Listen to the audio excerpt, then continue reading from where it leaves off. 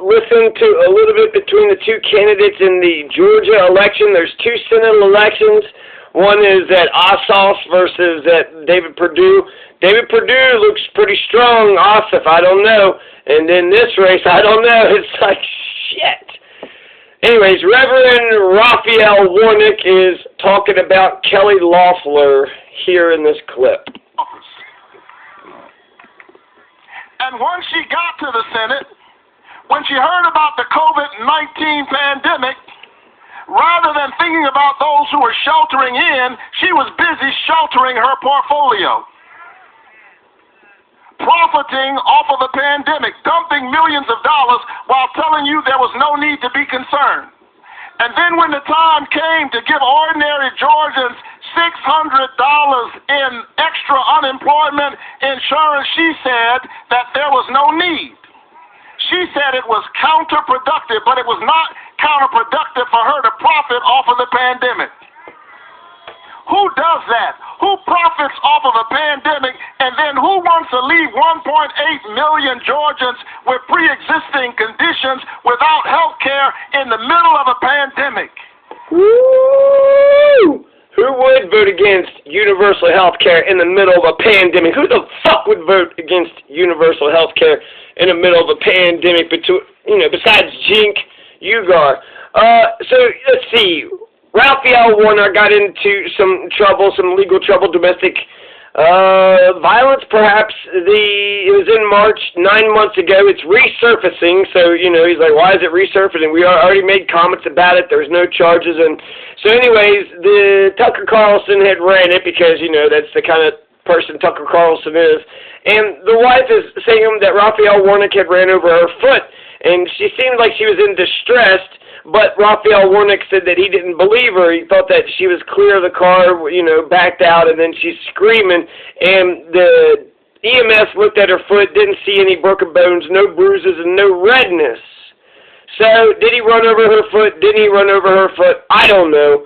This is, this is fucking dirty politics, I know that. Ultimately, the Kelly Loeffler, she's done a lot of shit, and I was reading her background, and I feel like I like listening to them directly because you get a sense of if they're honest, if they're genuine, if they give a shit. You get a feel for the person, for their energy, for their spirit, and I like Raphael Warnock's spirit. Let's listen to some more. That's what she's been doing over the last 10 months. She was appointed, and Georgians are disappointed.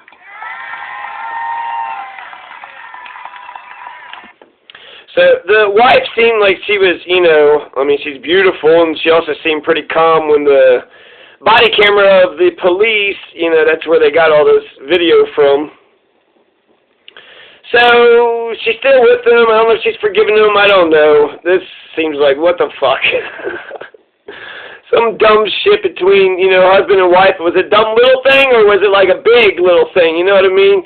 So you really have to know, relationships are a mystery to most people on the outside. You really got to know. Anyway, so, damn, that story's going to stick, okay? So, okay, he might have run over his wife's foot.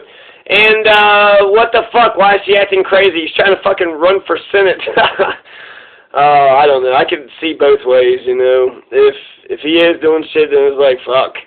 And then if he's not, then it's like, fuck. Anyways, I want to talk about the issues. She's an investment professional who invested in that seat by giving millions of dollars to Republicans. But the problem Kelly Loeffler has is that the folk who sold her that seat don't own that seat. The people of Georgia own that seat. And come January 5th, the people of Georgia are coming to get their seat back. Now, we're going to listen to a short 4-minute debate clip, and there's a lot of things that's said, so who knows what's real and what's not real. Apparently, Raphael Warnock is a highly political preacher. He believes in defunding the police. He thinks cops are thugs and gangsters.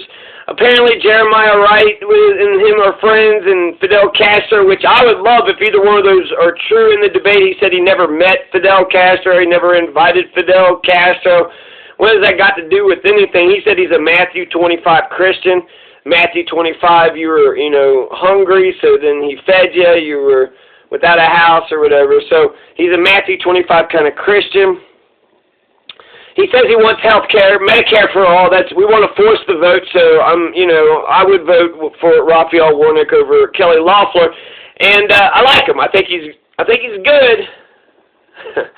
I think he's good. That incident, I don't know. I just feel like it would be highly charged. A lot of people could, relate, identify. If you've been in a scary situation, then that could, really, trip you up. And then if you've been in, whew.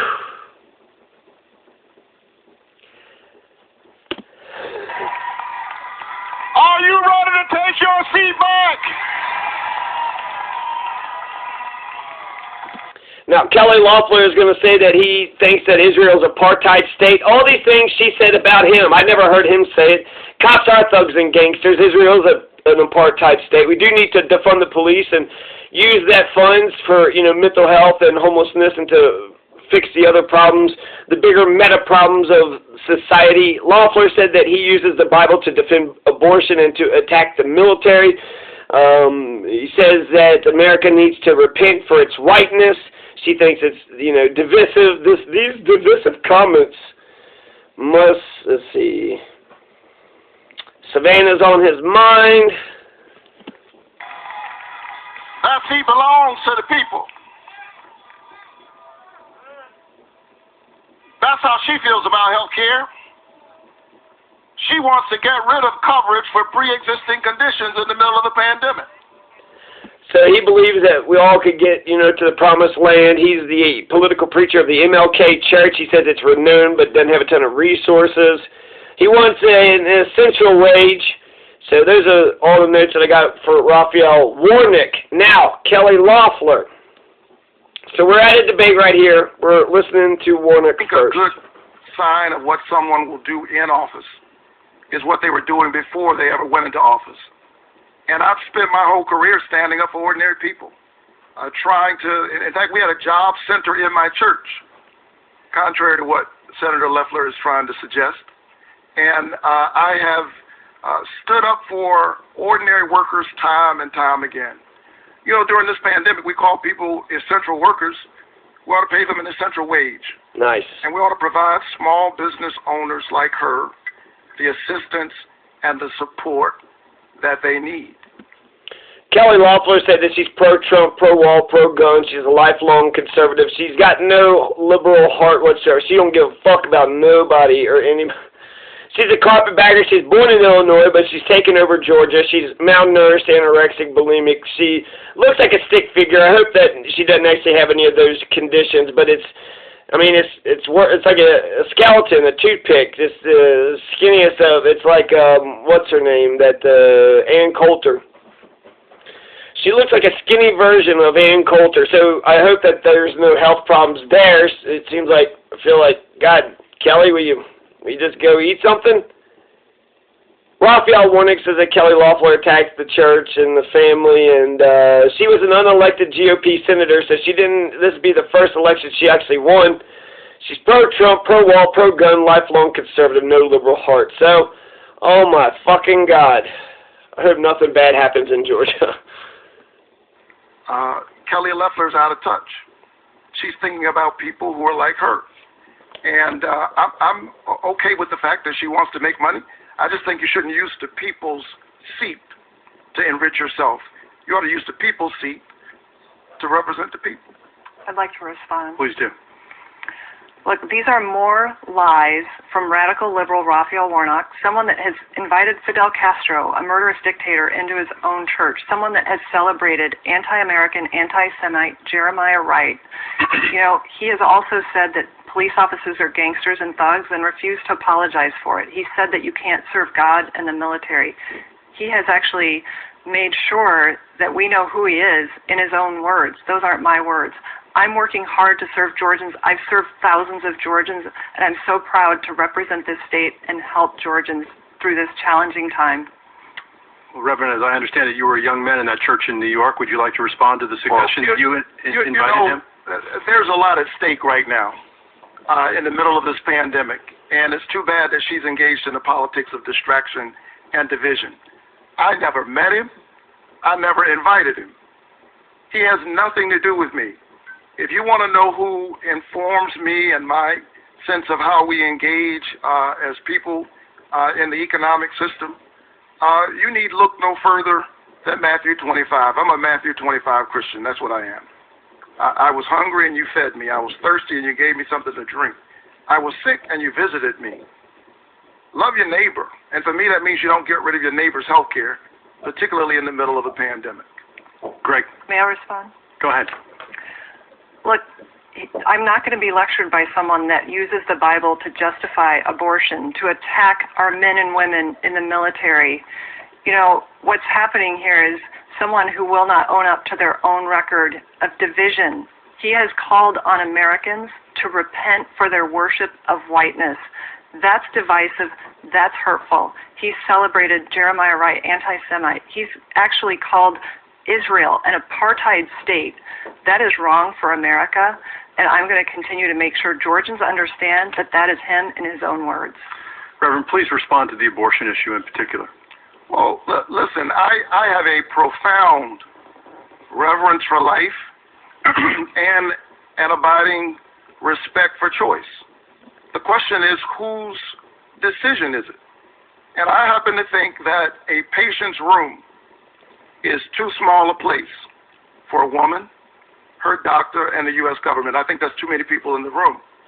But those who are concerned about life, and I certainly am, ought to be focused on the incredibly high rates of infant mortality and maternal mortality in our country.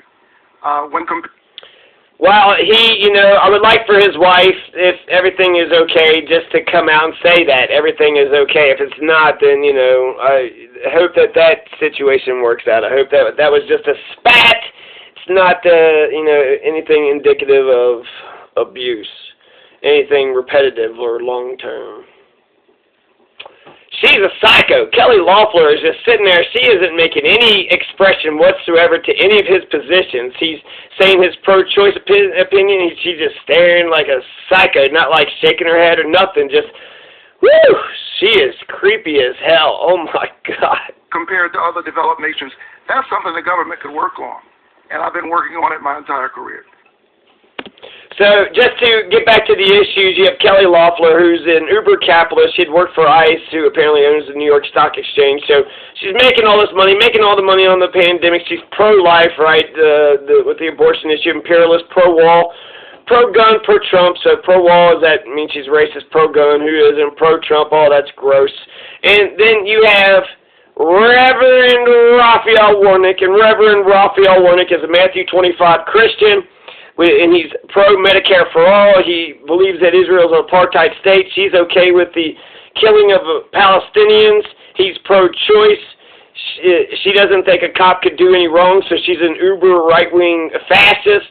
And Raphael Warnock believes that, cops are thugs and gangsters, and we need to defund the police. And he's absolutely right with that. So Raphael Warnock, I like him a lot better. Let's end off on a couple words from him.